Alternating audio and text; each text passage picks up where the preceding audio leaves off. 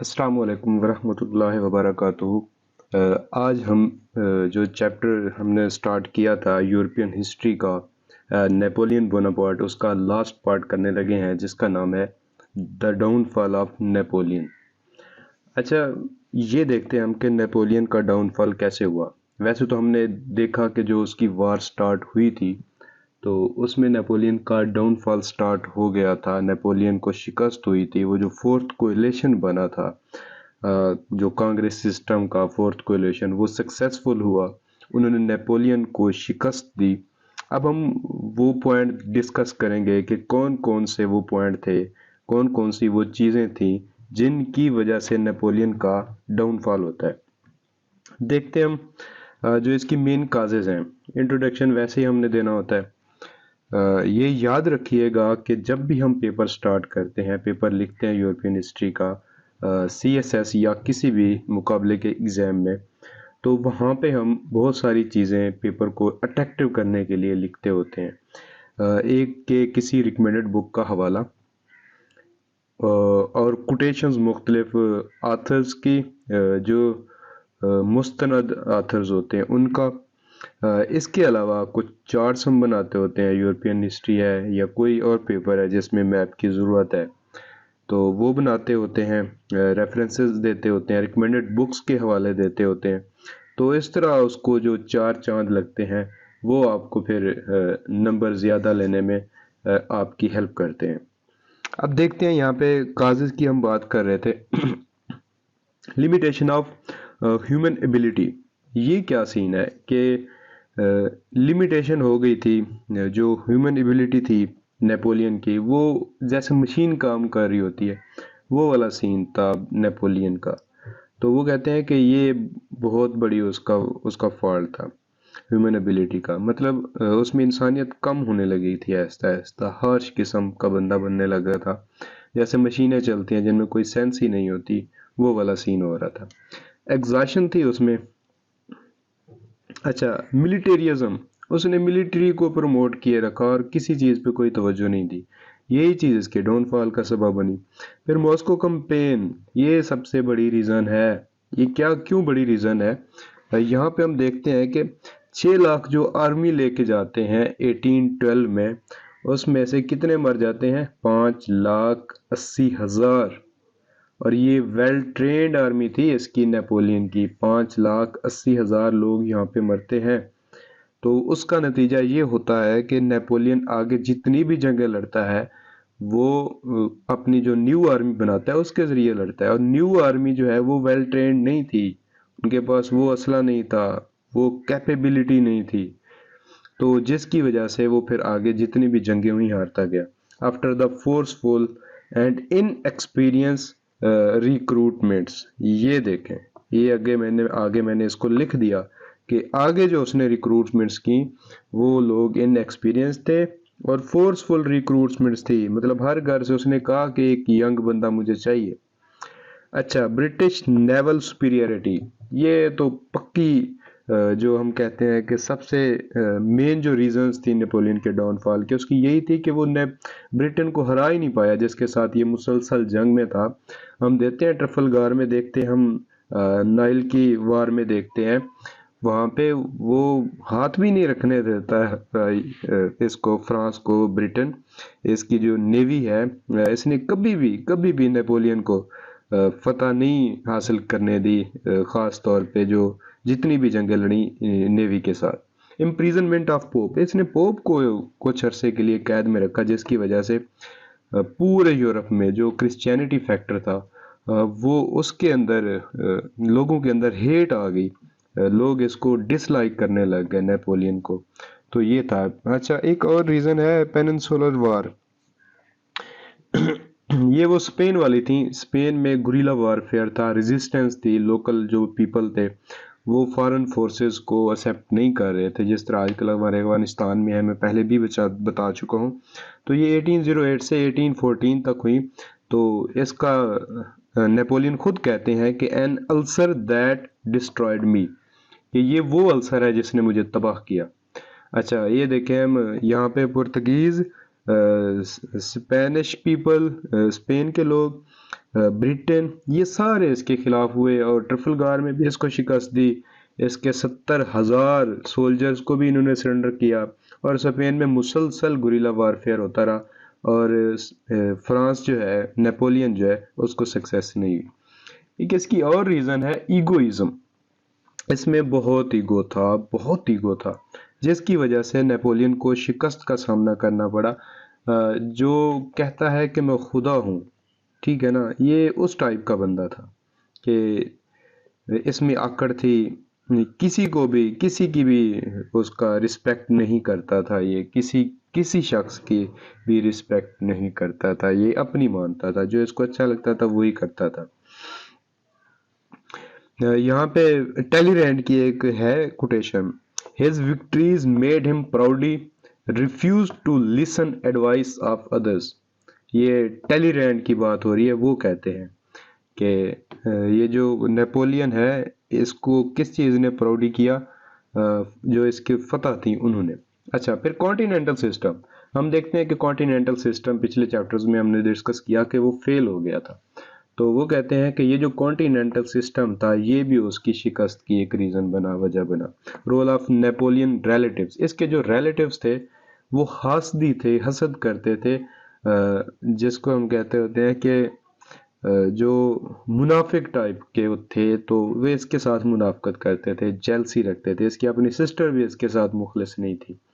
تو کیرولین جو اس کی سسٹر ہے وہ بھی اس کے ساتھ مخلص نہیں تھی. اس کے اپنے بھائی تھے، بھتیجے تھے، تو یہ سارے اس کے خلاف ہوتے گئے. اس کے خلاف وہ منافقت کر کے چالیں چلتے تھے تو اس کو نقصان دیتے تھے. پیٹھ میں جس کو کہتے ہیں چھرا گھونپنا، وہ والا یہ کام کرتے تھے. Economic decline in France. اچھا، یہ کیا ہوا؟ کیونکہ 1800 سے لے کے 1815 تک یہ کنٹینیوسلی وارز میں تھا. اب یہ دیکھیں کہ wars drained French resources and caused socio economic problems. جب آپ وار میں ہوتے ہو تو آپ اسٹیٹ کا جو پیسہ ہے اس کو یوز کرتے رہتے ہو، وہ نکالتے رہتے ہو، تو اس سے فرانس کی جو اکانومی تھی وہ بیٹھ گئی اور جو سوشو اکانومک پھر پرابلم سٹارٹ ہوئی. اچھا، انڈسٹریل بریک ڈاؤن ہوتا ہے، ان امپلائمنٹ آتی ہے، انفلیشن آتی ہے جس کی وجہ سے پھر سٹارویشن آتا ہے، الٹا فیمائن بھی وہاں پہ آ گیا. وارز آئسولیٹڈ فرانس، کیونکہ ہر شخص سے، ہر اسٹیٹ سے، نیبرز میں جتنی بھی اسٹیٹس تھیں سب کے ساتھ یہ حالت جنگ میں تھا تو سارے اس کے خلاف ہو گئے. اس کا کوئی الائے نہیں بچا، جو اس کا مخالف ہوتا ہے یہ اس کے ساتھ وار سٹارٹ کر دیتا. It made France unable to pay his soldiers, finance, train and finance which affected their defeat. اچھا، یہ ساری چیزیں مل کے نا، یہ ساری چیزیں مل کے پھر اس کے پاس یہ ہوا کہ فوجیوں کو پیسے دینے کے لیے بھی اس کے پاس پیسے نہیں بچے، اسٹیٹ کے پاس نہیں پیسے بچے ان کو فائنانس کرنے کے لیے، ان کی ٹریننگ کرنے کے لیے. تو اور یہ کہ پھر اس نے ہیوی ٹیکسز لگائے، ہیوی ٹیکسز سے پھر الٹا نقصان ہوا. تو یہ تھی حالت اکانومی کی فرانس کے اندر جو کہ وارز کی وجہ سے ڈکلائن کر گئی تھی. تو یہ بھی ایک ریزن تھی نیپولین کے ڈاؤن فال کی. کنسرٹ آف یورپ ہم دیکھتے ہیں کہ فورتھ کولیشن میں ساری سٹیٹس مل جاتی ہیں اور ہر state 1,50,000 soldiers with equipment and their resources وہ دیتی ہے اور وہ پھر سب مل کے جنگ لڑتے ہیں نیپولین کے خلاف، جس کو فورتھ کولیشن کہتے ہیں، اور وہ سکسیسفل بھی ہوتے ہیں. اچھا، یہ تھا کنسرٹ آف یورپ جس میں ساری سٹیٹس ملتی ہیں. ریئل پولیٹکس یہ ایک ریئل پولیٹکس کرتا تھا نیپولین.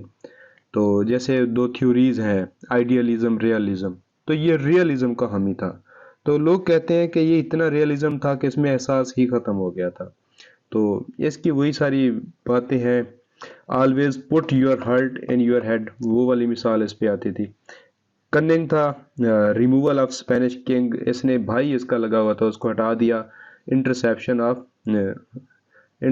آف اے لیٹر، مطلب بعد میں اس نے اس کو مرج کر دیا اس ٹیریٹری کو، کس کے اندر؟ فرانس کے اندر. اس نے اسپینش کنگ کو ہٹایا تو اس سے وہ گوریلا وارفیئر یہ حالات ہوئے.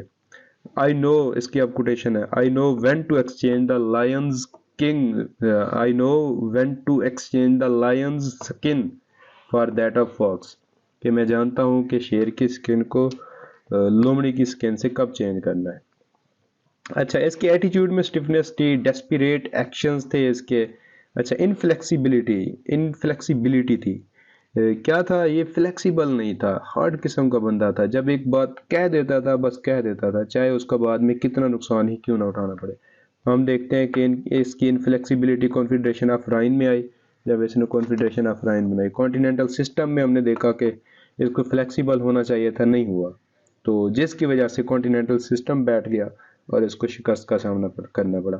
انڈرمائننگ دا اپوننٹ, یہ ہمیشہ اپنے مخالف کو کہتا تھا کہ یہ بہت کمزور ہے, یہ میرا کچھ نہیں بگاڑ سکتے. اس کو اوور کانفیڈنس بڑا تھا. شفلنگ فرام جیکوبنزم ٹو امپیریلزم, یہ ہم دیکھتے ہیں کہ یہ نیپولین جو ہے سب سے پہلے جیکوبن کلب کا حصہ تھا. اچھا جو روبیسفیئر تھا اس کا جو بھائی تھا, اس کے ساتھ اس کے اچھے تعلقات تھے, جس کی وجہ سے اس کو قید میں بھی رکھا گیا.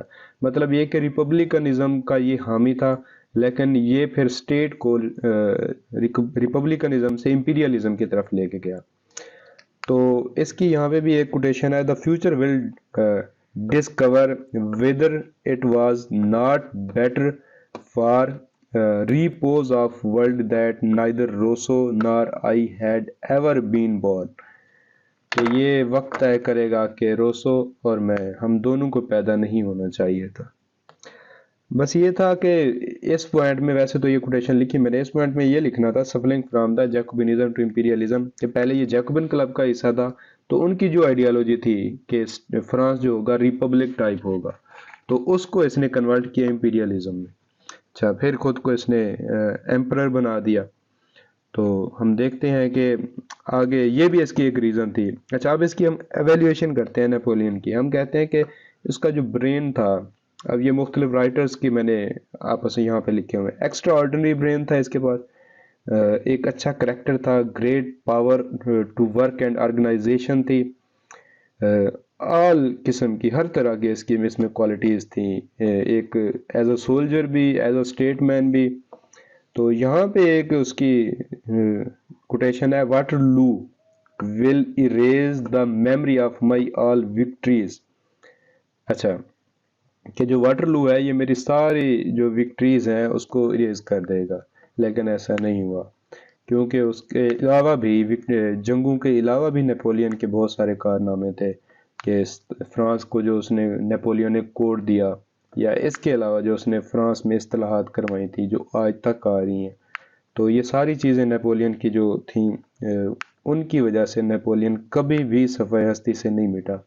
Work for stability in France, France کی اسٹیبلٹی کے لیے ورک کیا. سینٹرلائزڈ دا گورنمنٹ کو سینٹرلائز کیا, انسٹیٹیوشنلائز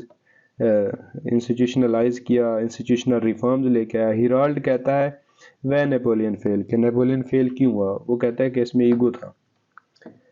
اچھا آگے ایک فوج ہے, وہ کہتا ہے he forget that a man can not be God. مطلب کہ نیپولین اب خود کو خدا کے برابر سمجھنے لگا تھا. اس کی ہر طرح کی ایکٹیویٹیز جو تھیں وہ اسی طرح کی تھیں کہ جیسے وہ کوئی بندہ نہ ہو, خدا ہو. تو یہ تھا ہمارا ڈاؤن فال آف نیپولین. ہم نے ایویلویشن بھی اس میں لاسٹ میں کر دی. تو اگلا جو ہمارا لیکچر ہوگا وہ لاسٹ ہوگا اس چیپٹر کا.